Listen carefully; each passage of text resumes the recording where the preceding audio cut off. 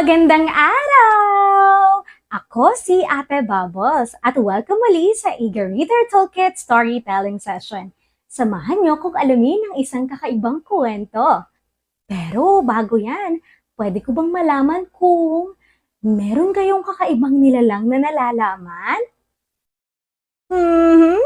Mukhang marami na kayong kakaibang nilalang na alam.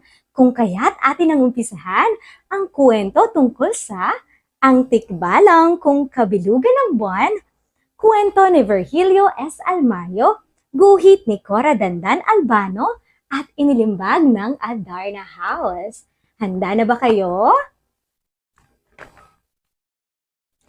Kung gabi at kabilugan ng buwan,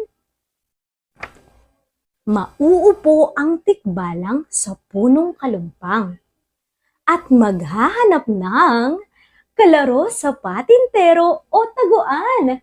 Alam niyo ba ang larong patintero at taguan? Uy, naglalaro din siguro kayo ng ganito, no? Gagayahin ang kapring mabisyo sa paghithit ng matapang na abano. Uy, mga bata, huwag niyong gagayahin ito, ha? Hanggang maubos siya, mahilo at lumabas ang usok sa kanyang ulo. Ayan, no? Mukhang hindi ito ang larong hinahanap ng tikbalang. Malungkot dahil walang kalaro. Mauupo sa punso ng masungit na nuno. Narinig niyo na ba ang nuno sa punso? Doon ngayon nakaupo ang tikbalang na malungkot. Ano kayang gagawin sa kanya ng nuno? Hanggang ang tumbong niya ay maluto. Naku, kawawa naman si tikbalang. Mukhang sinindihan ng nuno ang kanyang tumbong dahil doon siya umupo sa tahanan nito. Ay, nakakalungkot naman. Gagayahin ang mahabang dila. Patingin nga ako ng inyong mga dila. Uy, ang hahaba rin ng kanilang dila. Nang aswang sa pagnanakaw ng sanggol na atay. Nagnanakaw sila ng sanggol na atay?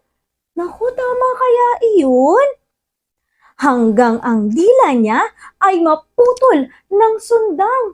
Ayan o, naputol ang dila ng tikbalang dahil sa kanilang ginagawang pagnanakaw. Kawawa naman ang tikbalang, mukhang hindi ito ang kalarong kanyang hinahanap.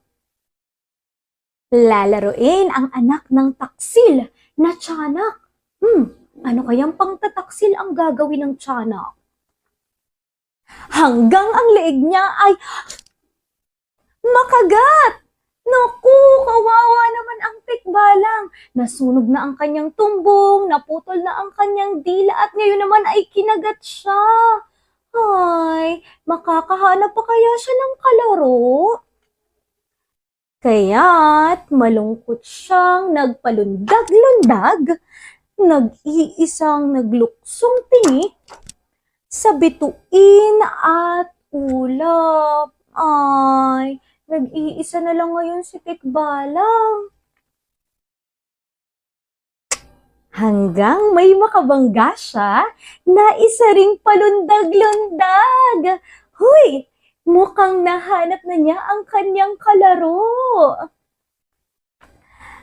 At kaya, kung kabilugan ng buwan, masaya ang tikbalang pag may kalarong tikbalang sa tabi ng punong kalumpang.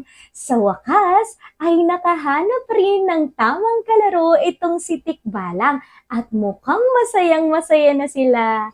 Nagustuhan niyo ba ang ating kwento? Dahil dito na ito nagtatapos. Pero alam ko marami kayong bagong nilalang na nakilala, katulad ng tikbalang, ng kapre, ng tiyanak, at aswang at nuno sa punso. Ilan lamang yan sa mga kakaibang nilalang sa ating kwento na sana ay inyong nagustuhan.